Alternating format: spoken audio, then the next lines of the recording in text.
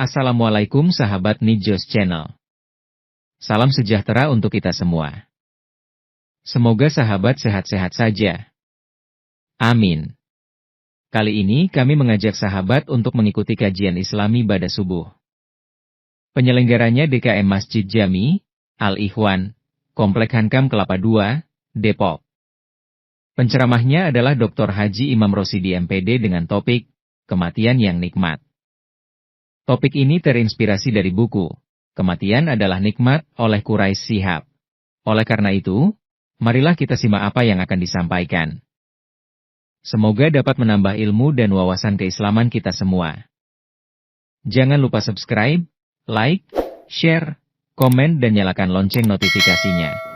Bismillahirrahmanirrahim. Assalamualaikum warahmatullahi wabarakatuh.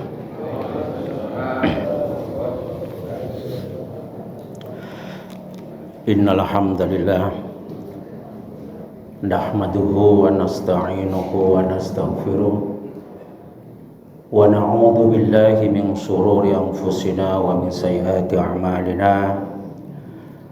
May yahdihillahu fala mudilla lahu wa may yudlilhu fala hadiya lahu. Asyhadu an la ilaha illallah wahdahu la syarika lahu wa asyhadu anna Muhammadan abduhu wa rasuluhu la nabiyya ba'dah. Allahumma shalli wa sallim wa barik ala nabiyyina Muhammadin wa ala alihi wa sahbihi ajma'in. Amma ba'd. Bapak-bapak jamaah salat subuh yang insyaallah dimuliakan Allah Subhanahu wa taala. Alhamdulillah, kita bersyukur kepada Allah Subhanahu wa taala atas segala nikmat dan karunia sehingga pada hari ini kita dapat bersama-sama melaksanakan salat subuh berjamaah sekaligus untuk melaksanakan kajian terinspirasi dari sebuah buku yang sedang saya baca, yaitu tentang kematian yang nikmat, karangan Profesor Dr. Quraish Shihab. Ada suatu kematian yang dianggap nikmat. Kami penasaran, kami baca, kami buka, ternyata di sana isinya adalah tentang kiat-kiat menggapai husnul khotimah. Kenapa Prof. Quraish Shihab membuat sebuah buku tentang kenikmatan kematian itu nikmat? Ternyata memang bahwa kematian itu adalah sesuatu yang pasti. Sesuatu yang pasti. Tanpa mengenal umur, tanpa mengenal usia, tanpa ada syarat. Siapapun pasti akan mengalami kematian. Tidak ada syaratnya bahwa usia 70 ke atas pasti mendekati kematian, belum tentu. Karena digambarkan juga dari pohon kelapa, itu ada pohon kelapa yang buahnya ada yang tua, ada yang muda, ada yang kecil. Yang kecil jatuh, yang muda bisa jatuh, dan yang tua pun bisa jatuh. Tidak ada syarat juga bahwa kematian harus melewati sakit dulu. Karena hakikatnya sakit adalah suatu peringatan buat kita, atau mungkin kafarat atau penebus dosa kita. Berbicara tentang kematian, di dalam Al-Quran banyak sekali ayat-ayat yang berbicara tentang kematian. Salah satunya adalah dalam surat Al-Ankabut ayat 57, Allah Subhanahu wa taala berfirman, kullu nafsin dha'iqatul maut summa ilaina turja'un. Semua yang bernyawa pasti akan mati. kemudian dia akan kembali kepada Allah Subhanahu wa taala. Jadi kalau di hadis Nabi rata-rata umur kita 60 sampai 70, jangan kita berpatokan ke situ. Karena setiap yang bernyawa pasti akan mati. Kemudian dalam surah Al-A'raf ayat 34 di sana sebutkan walikulli ummatin ajal fa idza jaa ajaluhum la yastakhiruna sa'ah wa la yastaqdimun. Setiap umat memiliki ajal, memiliki batas, dan kalau sudah batasnya Allah memberikan batas, pasti akan sampai, tidak akan mungkin diakhiri atau mungkin dimajukan. Bapak dan hadirin rahimani rahimakumullah. Oleh karena itu kalau kita mengamati di setiap sholat Jumat, salah satu rukun dari sholat Jumat itu adalah wasiat taqwa dari khatib. Dan ini sering sekali dibaca karena merupakan rukun, yaitu surat Ali Imran ayat 102. A'udzubillahi minasyaitonirrajim. Ya ayyuhalladzina amanu taqullaha haqqa tuqatih wa la tamutunna illa wa antum muslimun. Wahai orang-orang yang beriman, bertakwalah kepada Allah Subhanahu wa taala, wa la tamutunna illa wa antum muslimun. Jadi ayat ini menyeru kepada orang-orang yang beriman untuk selalu melaksanakan perintah-perintah Allah dan menjauhi segala larangan-larangannya. Dalam ayat terakhirnya paling bagus kita renungkan. Dan janganlah engkau mati kecuali dalam keadaan Islam. Jadi tidak mungkin setiap Jumat khatib menyeru itu kalau tidak ada maksudnya. Jadi kita disuruh bertakwa kepada Allah Subhanahu wa taala, dan janganlah engkau mati kecuali dalam keadaan Islam, dalam keadaan berserah diri kepada Allah Subhanahu wa taala, dalam keadaan pasrah, tunduk dan patuh akan kehendak Allah, patuh terhadap perintah-perintah dan menjauhi segala larangan-larangan Allah. Bahkan suatu ketika ada seorang Ansor menemui baginda Rasulullah Shallallahu Alaihi Wasallam. Ya Rasulullah, siapakah orang yang terbaik? Orang yang terbaik adalah orang yang mulia akhlaknya. Kemudian bertanya kembali, ya Rasulullah, siapakah orang yang cerdas? Orang yang cerdas adalah orang yang paling banyak mengingat kematian dan mempersiapkan bekal setelah kematian itu. Ini orang yang paling cerdas menurut Rasulullah Shallallahu Alaihi Wasallam. Dan kalau kita renungkan, kematian ini adalah gerbang utama untuk menuju alam abadi. Alam keabadian, alam yang akan menentukan hidup kita nanti setelah dunia itu akhirat. Karena di sana cuma ada dua, kalau mau masuk neraka pasti masuk surga. Dan di dunia inilah adalah tempat kita untuk memperbanyak atau mencari bekal kita menuju ke alam keabadian itu tersendiri.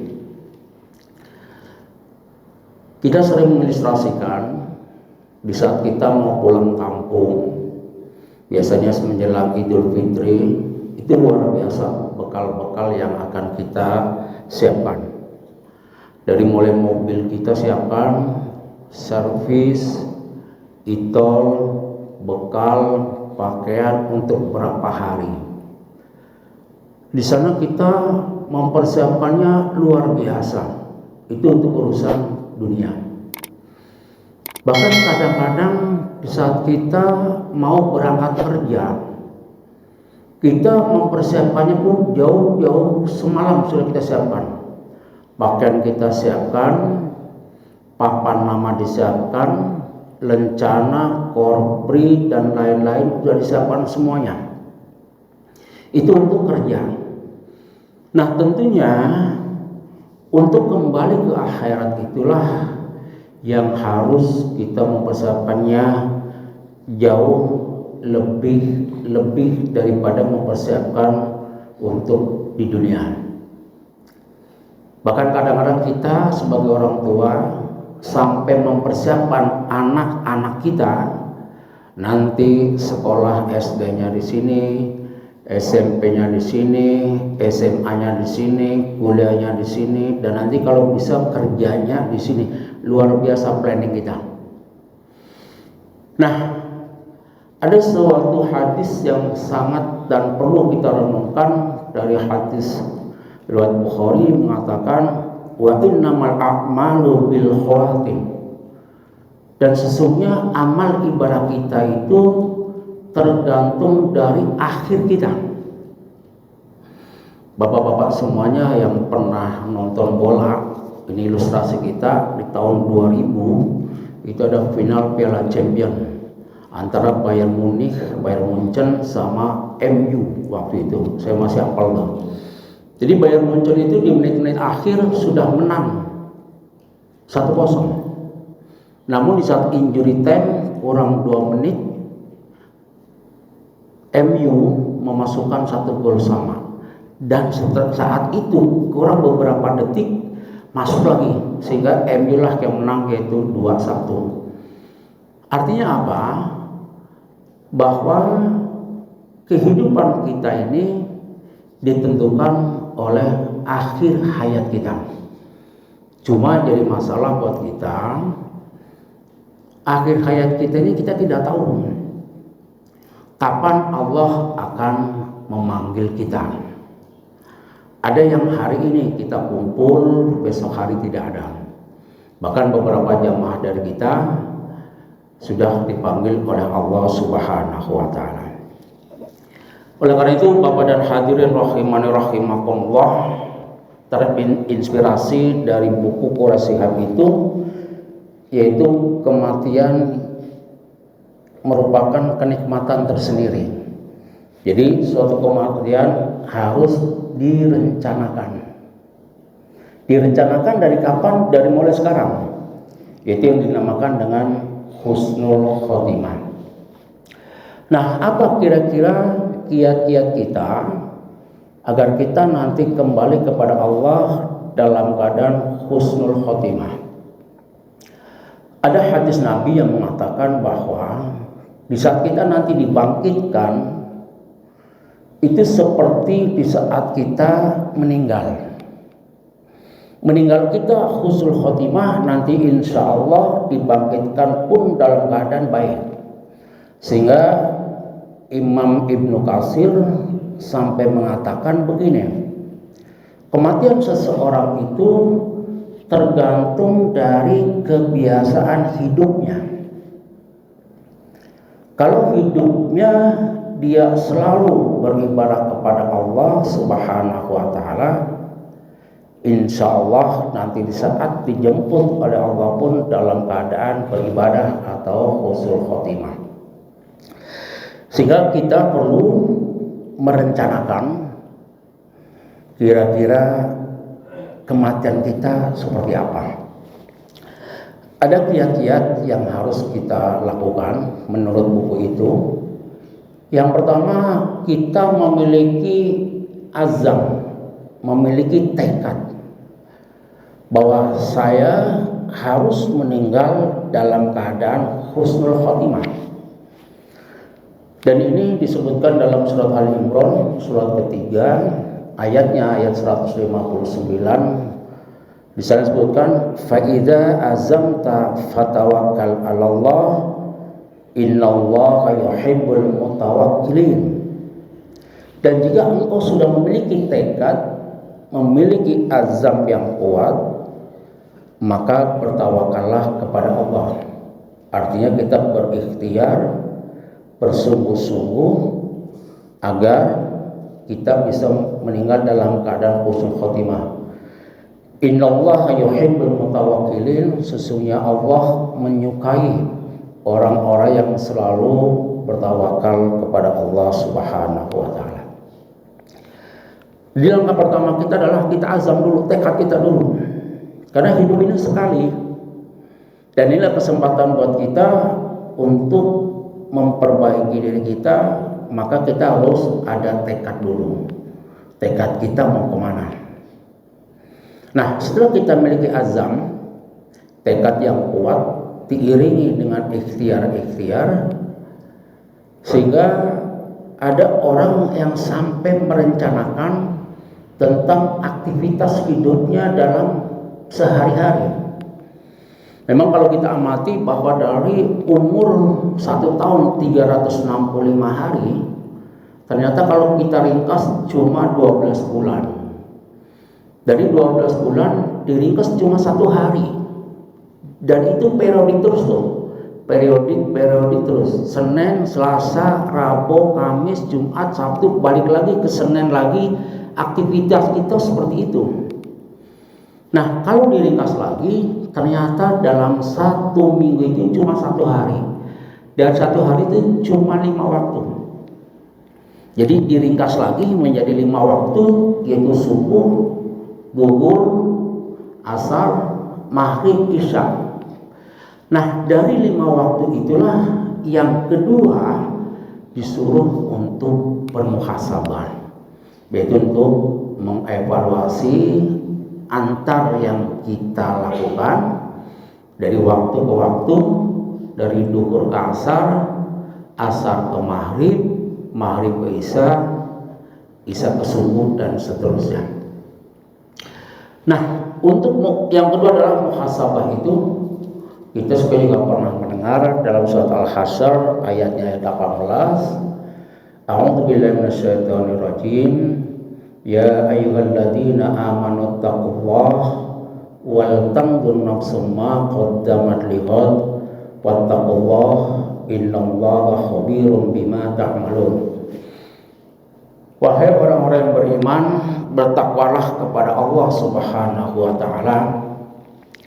Wal tanzur nafsum ma qaddamat lighad, lihatlah, perhatikanlah apa yang engkau kerjakan untuk hari nanti, yaitu hari setelah dunia, yaitu akhirat.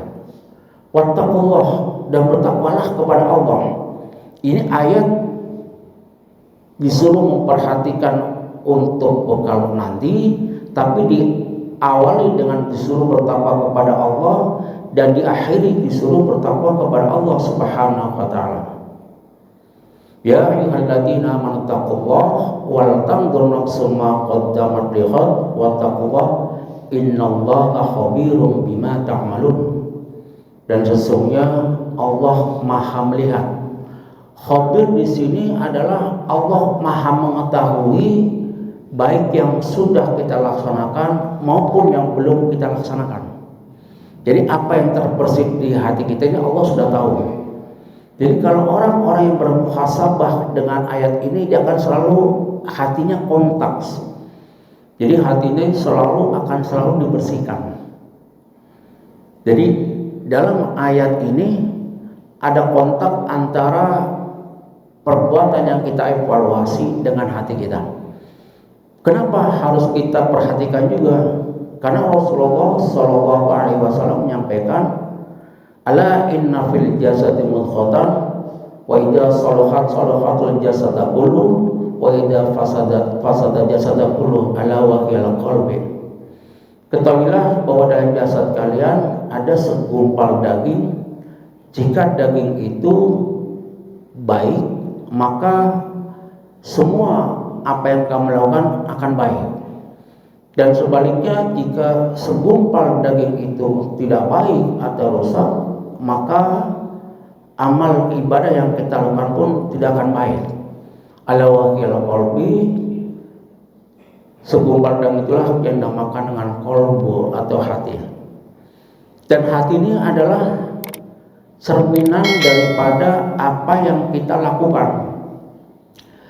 Kalau kita melakukan hal-hal yang baik, itu cerminan dari hati kita yang bersih. Sehingga banyak sekali ayat-ayat yang menyangkut tentang hati. Salah satunya adalah doa Nabi Ibrahim di saat nanti menghadap Allah Subhanahu wa taala, bahwa orang-orang yang selamat, orang-orang yang masuk surga adalah orang-orang yang memiliki qalbun salim, yaitu hati yang bersih, hati yang selamat. Karena hati ini adalah panglima. Jadi kalau kita ingin bermuhasabah, maka yang pertama kita muhasabah adalah hati kita. Karena disitulah segala sesuatunya akan bermuara. Dari hati itulah segala sesuatunya akan kita bertindak. Maka Imam Al-Ghazali sampai mengatakan, hati itu seperti cermin. Jadi kalau cermin itu baik, bersih, maka pantulannya pun akan sempurna juga. Sebaliknya, kalau cermin itu kotor, maka pantulannya pun tidak akan baik. Nah, untuk membersihkan hati itu supaya selalu bersih, yaitu dengan perbuatan-perbuatan baik. Karena kata Nabi, ittaqillahi tsumma kunta wa atbi'is sayyi'atil hasanatan tamhuha wa khaliqin nasa bi khuluqin hasan. Bertakwalah di mana saja kamu berada dan iringi perbuatan salah dengan perbuatan yang baik. Jadi perbuatan-perbuatan yang baik inilah yang merupakan pembersih daripada hati kita, yang merupakan komando. Kalau hati kita baik, insya Allah apa yang kita ucapkan, apa yang kita pikirkan, apa yang kita lakukan akan baik pula. Kemudian Bapak dan hadirin rahimakumullah, kiat selanjutnya yang ketiga, yaitu selalu mengingat kematian. Masya Allah, kita disuruh selalu mengingat kematian.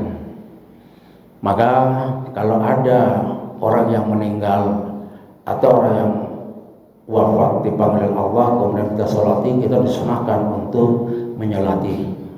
Maksud dan tujuannya adalah agar kita ingat bahwa kita pun pasti akan seperti itu. Dengan perbanyak kematian, maka kita akan terefleksi pada diri kita, apakah bekal kita sudah banyak ataukah belum. Dan orang-orang yang mengingat kematian, dia akan selalu berintrospeksi diri, memperbaiki diri dengan cara membersihkan diri, yaitu mohon ampun kepada Allah Subhanahu wa taala. Maka langkah selanjutnya yaitu kita disuruh untuk beristighfar.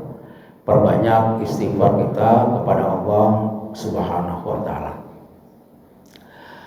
Dari surat Ali Imran ayat 133, di sana pun Allah Subhanahu wa taala sering menyuruh kita, a'udzubillahi minasyaitonir rajim, wasari'u ila maghfiratin min rabbikum wa jannatin 'arduha samawati wal ardh u'iddat lil muttaqin. Bersegeralah kalian kepada ampunan dan surga Allah. Kata sari'u di sana bersegera dalam arti secepatnya, tidak sampai menunda-nunda apalagi berhari-hari. Kalau kita salah, kita mohon ampun langsung kepada Allah Subhanahu wa taala. Bahkan Umar bin Khattab luar biasa di dalam menyikapi beliau mengalami kesalahan. Salah satunya adalah beliau tidak bisa melaksanakan sholat asar berjamaah. Maka dia sebagai penggantinya adalah membebaskan kebun yang dia miliki. Masya Allah. Ini artinya bahwa bersegera untuk memohon ampunan kepada Allah Subhanahu wa taala.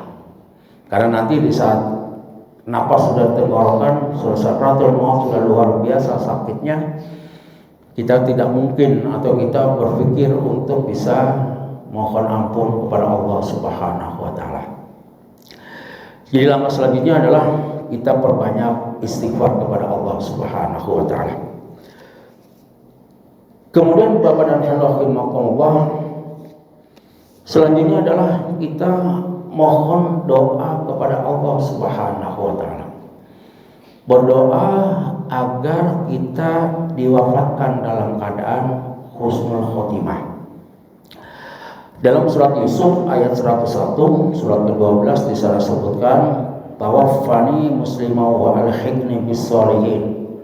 Wafatkanlah aku dalam keadaan muslim dan gabungkanlah dengan orang-orang yang saleh. Ini salah satu doa agar kita dimudahkan menggapai husnul khotimah. Atau dalam surat Al-Imran ayat 163, Rabbana faghfir lana dzunubana wa kaffir 'anna sayyi'atina wa tawaffana ma'al abrar. Ampuni dosa-dosa kita dan wafatkanlah bersama orang-orang yang baik, orang-orang yang selalu mengerjakan kebaikan-kebaikan. Kemudian nama selanjutnya adalah perbanyak amal soleh.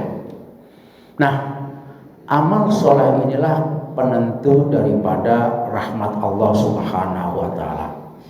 Memang kita husnul khotimah, masuk surga dan nerakanya Allah tergantung dari rahmat Allah. Tapi pemicunya adalah amal soleh kita. Nah, dari amal soleh yang kita kerjakan itulah hakikatnya perbuatan-perbuatan yang diridhoi oleh Allah Subhanahu wa taala. Banyak sekali amal-amal soleh yang bisa kita lakukan dalam satu hari yang berulang-ulang atau yang istiqomah, sebagaimana Rasulullah SAW menyampaikan, ahabbal a'malu ilallah wa ingqal. Amalan yang paling dicintai oleh Allah Subhanahu wa taala adalah amalan yang kontinu, yang istiqomah, wa ingqal, meskipun sedikit. Ada sebuah kisah di saat sahabat Nabi, yaitu di saat tabi'in itu ke belakang, ada orang yang 30 tahun beristiqomah selalu mengucapkan istighfar. Suatu ketika Imam Ahmad datang ke masjid untuk bermalam, diusir oleh marbotnya karena mungkin saat itu adalah masjid tidak boleh bermalam. Aja sampailah kepada tukang roti itu. Sampai ke tukang roti itu selalu membaca istighfar terus, istighfar terus. Sampai suatu ketika Imam Ahmad ini bertanya, wahai tukang roti, saya dengar engkau selalu membaca istighfar, sudah berapa lama? Kurang lebih 30 tahun. Selalu istighfar, amalannya ringan, tapi karena istiqomah, kontinu, terus menerus, sehingga Allah memudahkan segala urusannya. Dengan amalan itu kira-kira apa yang engkau dapatkan? Alhamdulillah, semua saya dapatkan kecuali satu, katanya. Apa yang satu itu? Belum bertemu dengan Imam Ahmad. Masya Allah, ternyata Imam Ahmad dari Madinah langsung disuruh untuk ke tukang roti itu. Ada gerakan dari sana, kontak batin lantaran amalan istighfar ini, sehingga genaplah apa yang dipikirkan oleh tukang roti itu bisa bertemu dengan Imam Ahmad. Nah, amal soleh yang kita lakukan banyak sekali sebetulnya, asal kita mendawamkan. Mulai dari sebelum tidur. Dan sebelum tidur Rasulullah SAW selalu mengajarkan kita untuk bersuci. Kemudian kita berdoa. Kemudian sebelum tidur, kalau kita sempat dan sempatkan, bacalah surat Al-Mulk, itu surat Tabarak, cuma 30. Itu hadisnya sahih. Barang siapa yang selalu setiap malam membaca surat Tabarak, maka dijauhkan dari siksa kubur. Masya Allah.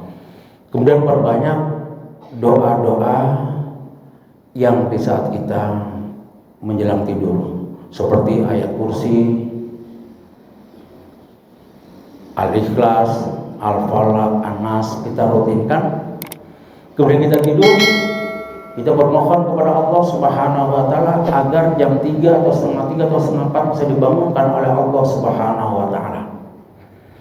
Dan amalan-amalan rutin ini ketika Aisyah ditanya oleh sahabat Nabi, amalan rutin apa Rasulullah Shallallahu Alaihi Wasallam? Amal rutin tidak ada istimewa, ya seperti itu aja. Bangun tengah malam, tahajud, qiyamul lail, baca Quran dan seterusnya. Kita bisa mengamalkan hal seperti itu. Jadi setengah 4 bangun. Yang paling bagus adalah memang kita harus mandi terlebih dahulu. Dengan mandi kita lebih fresh, tidak ngantuk dan seterusnya, dan kita siap menghadap Allah Subhanahu wa taala untuk beribadah, mengamalkan amalan-amalan rutin yaitu sholat taubat, sholat tahajud dan sebagainya. Kemudian setelah itu sambil menunggu azan subuh, wabil asharihum yastaghfirun. Dalam Al-Quran itu disebutkan perbanyak membaca istighfar. Istighfar menjelang subuh dan baca doa menjelang subuh atau sepertiga malam terakhir itu adalah saat-saat Allah turun ke langit dunia dan menyampaikan apa yang engkau minta aku kabulkan, dan apa yang engkau tobatkan Allah akan ampuni. Semua akan dimudahkan oleh Allah Subhanahu wa taala.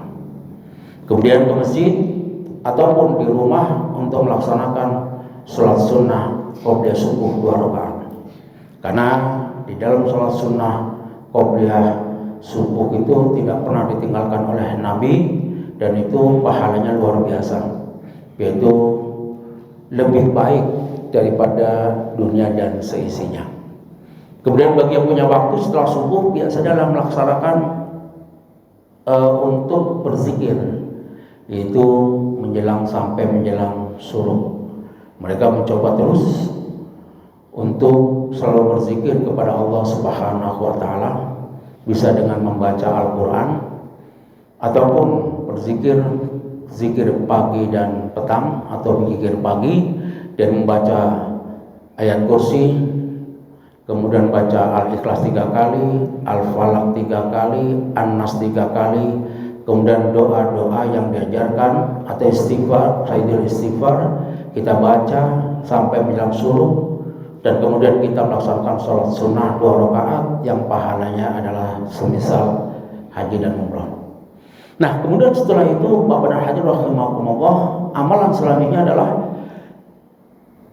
kita untuk melaksanakan aktivitas kita. Bagi yang bekerja, lanjutkan bekerja. Bagi yang tidak bekerja, bisa melakukan aktivitas yang lain.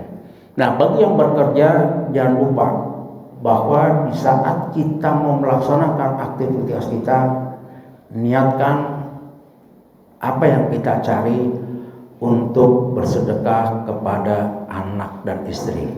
Makanya biasa diawali dengan Bismillahirrahmanirrahim, la haula wala quwata illa billah. Setiap orang yang selalu merencanakan sesuatu karena Allah pasti akan bernilai ibadah. Kemudian di jam 9 atau setengah 9 kita laksanakan sholat duha minimal 2 rakaat sampai maksimal 8 rakaat. Kemudian kita baca Quran dan seterusnya sampai nanti menjelang tidur kembali. Insya Allah apabila amalan-amalan ini meskipun kecil kita rutinkan setiap hari, maka apabila kita amalkan, itulah akan menjadikan amalan yang sangat dicintai oleh Allah Subhanahu wa taala lantaran kita beristiqomah dengan amalan tersebut. Bapak dan hadirin rahimani rahimakumullah. Memang untuk melaksanakan amalan-amalan tersebut pasti godaannya sangat banyak. Iblis laknatullah pasti akan menggoda kita. Itu dalam surat Al-A'raf itu disebutkan di ayat ke-16 sampai 17. Wala fabima aghwaytani la aqudan lahum siratal mustaqimah. Kata iblis, karena engkau sudah mengatakan bahwa engkau adalah sesat, ia sudah berjanji dia akan menggoda hamba-hamba Allah Subhanahu wa taala. Sampai kapan? Sampai nanti yaumul qiyamah, sampai kita meninggal di dunia. Dalam ayat selanjutnya disebutkan summa la'atiyannahum min baini aydihim wa min khalfihim wa an aymanihim wa an syama'ilihim. Kemudian iblis itu akan mendatangi arah kita, dari arah depan kita.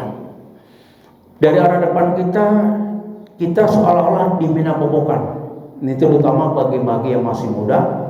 Sudahlah, kalian masih sehat, kalian masih fisiknya masih kuat, janganlah, nggak usah perlu hebat-hebat banget untuk beribadah, untuk sholat dan macam-macam. Kejar duniawi terus. Kemudian meminhalfikin dari arah belakang, seolah-olah ingatkan lagi, udahlah akhirat itu tidak ada, nanti aja, umur 70-60 tahun ke atas bolehlah kalian sering ke masjid atau sering beribadah kepada Allah Subhanahu wa taala. Wa an aymanikum, dari arah kanan kita. Ini yang sangat luar biasa. Sangat luar biasanya adalah iblis akan menggoda orang-orang yang ahli ibadah. Wa an aymanikum, mereka yang ahli membaca Quran, mereka yang ahli berceramah atau berdakwah, mereka yang selalu berinfak, mereka selalu berzikir kepada Allah, dihapuskan sifat-sifat riya, sifat-sifat ujub, sifat-sifat sombong, sehingga kadang-kadang kita terlena. Misalkan mereka selalu berinfak disampaikan, Pak, kira-kira gimana ya Pak? Udah teruslah hamba Allah aja. Udah Pak, ya. Tapi nggak apa-apa, tambahin, boleh tambahin. Hamba Allah, Jalan Raja Wali, Blok J nomor 10. Nomor HP itu ya, nomor HP boleh. RT 03 RW 05 08 sekian-sekian. Tanpa terasa kita melaksanakan hal-hal seperti itu. Pada itu adalah bisikan-bisikan agar kita seolah-olah orang yang ahli berinfak. Kemudian wan sama ilihim, itu mereka iblis akan menggoda dari arah sebelah kiri kita. Yaitu dari arah sebelah kiri, kemaksiatan itu dibungkus dengan kebaikan. Sebagai contoh, misalkan ada istilah uang terima kasih sebelum proyek dilaksanakan, ada uang transport sebelum hal-hal itu dihalalkan, belum dilegalkan, itu adalah hal suatu biasa. Namun wala tajidu min aktsarihim syakirin, kata Allah, namun iblis tidak akan sanggup menggoda hamba-hamba yang selalu bersyukur kepada Allah Subhanahu wa taala. Maka dalam ayat itu hanya bisa menggoda dari arah depan, belakang, kanan dan kiri. Dari arah atas dan arah bawah nggak ada. Dari arah bawah menandakan bahwa kita selalu bermunajat, memohon kepada Allah Subhanahu wa taala. Terus kita minta mohon kepada Allah Subhanahu wa taala. Kemudian dari area atas adalah rahmat Allah yang selalu memberikan petunjuk buat kita. Dan Allah begitu senangnya, begitu dekatnya dengan kita di saat kita ingin memohon kepada Allah Subhanahu wa taala. Kemudian Bapak dan hadirin rahimahani rahimakumullah, memang untuk melaksanakan ketakwaan kita atau amal soleh dalam hidup dan kehidupan sehari-hari ini agak berat. Ada kiat-kiat tersendiri yang ditulis oleh Dr. Abdullah Nasih Urwan. Dia seorang ulama, pakar pendidikan, menulis sebuah buku Tarbiyah Rohiyah. Di sana disebutkan tentang kiat-kiat untuk menggapai ketakwaan. Nah, salah satunya yaitu dengan muahadah. Jadi untuk menggapai ketakwaan itu, langkah pertama kata Dr. Abdullah Nasrullah itu dengan cara muahadah. Muahadah itu artinya ingat perjanjian kita dengan Allah Subhanahu wa taala. Jadi apa yang kita ingat? Tanpa terasa sebelum kita diciptakan oleh Allah seperti ini, roh kita sudah ditanya oleh Allah terlebih dahulu. Qalu wala syahidna, kata roh kita, alastu birabbikum, kata Allah, siapa Tuhanmu? Qalu wala syahidna, yaitu Allah Subhanahu wa taala. Bahkan kita dalam sholat 5 waktu ini sering betul kita berjanji kepada Allah Subhanahu wa Ta'ala. Mungkin karena sering-seringnya kita berjanji kepada Allah Subhanahu wa Ta'ala, sehingga kadang-kadang kita sering lupa. Yaitu dalam surat Al-Fatihah kita sering berjanji, iyyaka na'budu wa iyyaka nasta'in. Hanya kepadamu ya Allah kami menyembah, dan hanya kepadamu ya Allah kami minta tolong. Hanya kepada Allah. Cuma kadang-kadang dalam realita kehidupan kita kadang dibenturkan oleh keinginan hati kita dan kekuatan iman kita. Ataupun pada waktu kita membaca salah satu doa iftitah, inna sholati wa nusuki wa mahyaya wa mamati lillahi rabbil alamin. Sesungguhnya sholatku, ibadahku, hidupku dan matiku hanyalah untuk Allah Subhanahu wa Ta'ala. Inilah janji-janji kita yang kita ucapkan dalam suatu hari, dalam sholat kita yang selalu kepada Allah Subhanahu wa Ta'ala. Kemudian yang kedua setelah muahadah, yaitu muraqabah, merasa diawasi oleh Allah Subhanahu wa Ta'ala. Gambaran muraqabah ini sangat gampang, sangat jelas dan kita rasakan. Itu pada waktu kapan? Pada waktu kita melaksanakan puasa di bulan suci Ramadan. Itu gambaran muraqabah yang sangat nyata kita rasakan betul. Pada waktu di bulan suci Ramadan, Masya Allah, kita mau mengucapkan kata-kata yang kotor nggak berani, ghibah apalagi. Jangankan itu, mengambil air wudhu untuk meminum seteguk nggak berani. Kenapa? Allah dekat betul dengan kita. Allah mengawasi kita. Nah, itulah gambaran kita pada waktu bulan suci Ramadan, muraqabahnya begitu kuat. Sehingga pada waktu bulan suci Ramadan kita memiliki hiroh yang luar biasa untuk beribadah kepada Allah Subhanahu wa Ta'ala. Kenapa? Karena Allah begitu dekat, begitu melekat pada diri kita, sehingga kita akan memudahkan melaksanakan aktivitas kita yang bernilai ibadah. Kemudian selanjutnya setelah muraqabah, yaitu dia akan mengatakan muhasabah, sama yang seperti tadi, selalu akan mengevaluasi dan yang terakhir adalah mujahadah, yaitu bersungguh-sungguh melaksanakan perbuatan ibadah kepada Allah Subhanahu wa Ta'ala. Contoh bersungguh-sungguh yang nyata yang kita laksanakan adalah di saat kita mau berangkat haji ataupun umrah. Itu luar biasa sungguh-sungguhnya. Mungkin karena kita sudah bayar, atau mungkin antriannya begitu panjang, sehingga dorongan kita bersungguh-sungguh menggapai ridha Allah itu luar biasa. Allah bahkan menyampaikan dalam surat Al-Ankabut ayat terakhir,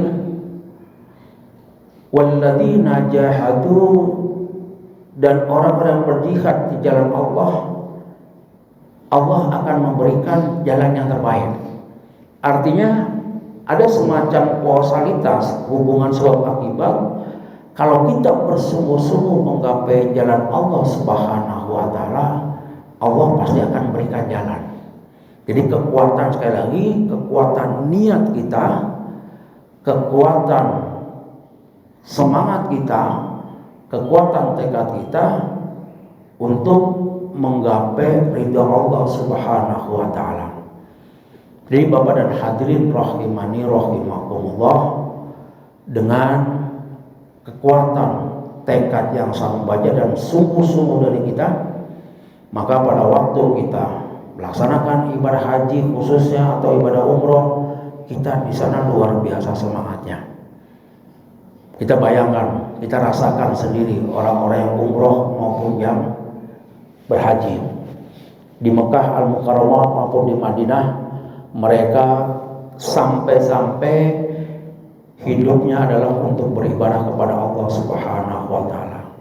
Subuh di sana kira-kira jam 5:30, kita berangkat ke masjid sudah dari jam 2. Namun di sana hati-hati niatnya, jangan sampai berniat takut tidak kebagian. Nah, ini hati-hati tergelincir dalam niat sana. Niat kita adalah untuk mendapatkan sholat terdepan, untuk mendapatkan sholat berjamaah, bukan tidak mendapatkan bagian tempatnya. Karena di Masjidil Haram semuanya adalah tanah suci. Apa yang kita lakukan di sana, 1 rakaat sama dengan 100.000 pahalanya dibandingkan kita sholat di dunia. Nah, gambaran kita di sana adalah bersungguh-sungguh luar biasa. Sampai kadang-kadang dari sholat kita dipanggil di Masjidil Haram itu jauh-jauh hari. Jangankan subuh, kemudian zuhur, asar dan segala macam, bahkan sampai tidak mau ketinggalan untuk tidak melaksanakan sholat berjamaah. Kenapa kita bilang seperti itu? Karena ada dorongan-dorongan, semangat, tekad dari kita. Nah, andai kata tekad itu kita tanamkan dalam hidup dan kehidupan sehari-hari, insya Allah apa yang telah digambarkan oleh Ibnu Katsir, meninggalnya kita sesuai dengan kebiasaan-kebiasaan kita yang kita laksanakan dalam kehidupan sehari-hari. Dan kehidupan sehari-hari yang kita lakukan atas dasar adalah istiqomah. Dan istiqomah itu adalah amalan yang paling dicintai oleh Allah Subhanahu wa taala meskipun sedikit. Oleh karena itu, Bapak dan hadirin rahimakumullah, pada kesempatan kali ini sekali lagi saya mohon maaf yang sebesar-besarnya apabila pada kesempatan kali ini memberikan yang kurang berkenan pada Bapak semuanya. Kalau boleh kami simpulkan, yang pertama bahwa kematian pasti akan datang, dan kematian harus kita rencanakan. Dalam arti direncanakan kita akan mati, tidak, kita pasti akan mati, cuma direncanakan adalah persiapan kita. Persiapan kita tentu adalah amal soleh kita. Karena semakin kesini, semakin umur kita bertambah, tubuh ini merasa udah mulai lemah, jalan kita juga sudah mulai susah, pandangan sudah mulai kabur, jalannya sudah pelan-pelan dan segala macam. Namun dengan kekuatan dan semangat kita menggapai ridha Allah, insya Allah apa yang kita inginkan, yaitu kematian husnul khotimah, bisa dilaksanakan, bisa tercapai dengan izin Allah Subhanahu wa taala. Asal kita selalu mengamalkan soleh, bermuhasabah, kemudian selalu memohon doa dan istighfar kepada Allah Subhanahu wa taala. Demikian Bapak-bapak dan hadirin yang bisa saya sampaikan. Sekali lagi, kalau ada salah datanya dari saya, kalau memang itu benar semata-mata datangnya dari Allah Subhanahu wa taala. Mari kita tutup dengan baca doa kafaratul majlis. Subhanakallahumma wa bihamdika asyhadu an la ilaha illa anta astaghfiruka wa atubu ilaik. Wassalamualaikum warahmatullahi wabarakatuh. Terima kasih telah menyaksikan video ini hingga selesai. Jika video ini bermanfaat, jangan lupa like, share, subscribe dan nyalakan lonceng notifikasinya. Tetap jaga kesehatan.